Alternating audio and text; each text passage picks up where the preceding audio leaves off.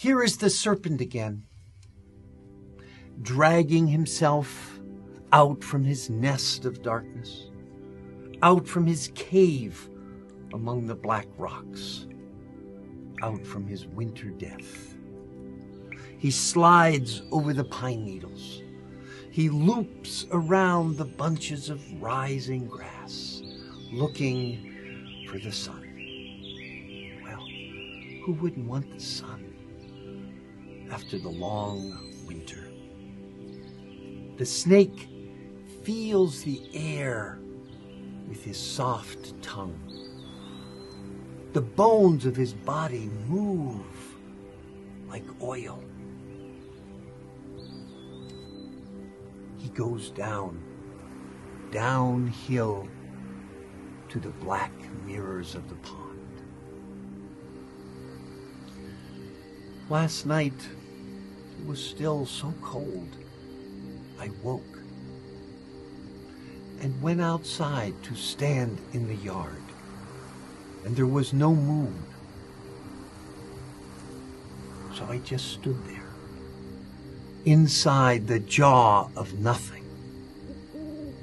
An owl cried off in the distance, and I thought of Jesus.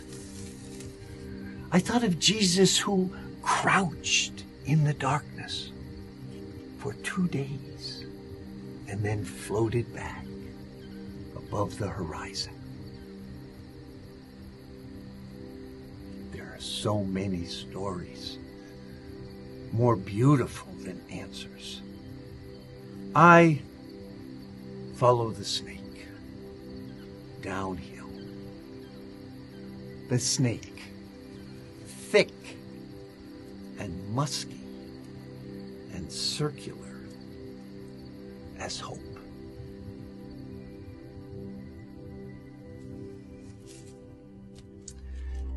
I think in this poem, Mary Oliver has in the back of her mind the ancient idea of snake as an image of that maybe the most ancient of tricks, to die and be reborn, and to die and be reborn again and again and again. One of my favorite bumper stickers, where I live in Vermont, I see it sometimes, says, "I was born again and again and again and again." That's the snake, the master of dying and being reborn. When the snake's life gets too tight, too constricted, too small, it lets it go, sheds it for a new one. But in between lives, it can be very delicate, very tender, painful. They even call it being dismembered.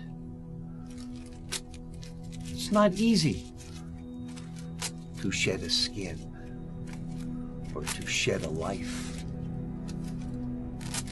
and to reimagine yourself, to be reborn.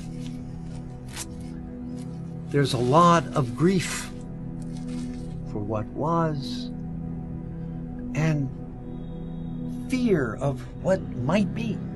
And you're in that in-between place where the poet Robert Bly says you have to eat the grains of grief so that you can be reborn. Or as the psalmist says in the Old Testament, your suffering is like bread, and it's going to make you stronger and more beautiful when that rebirth comes. Stronger and more beautiful like this.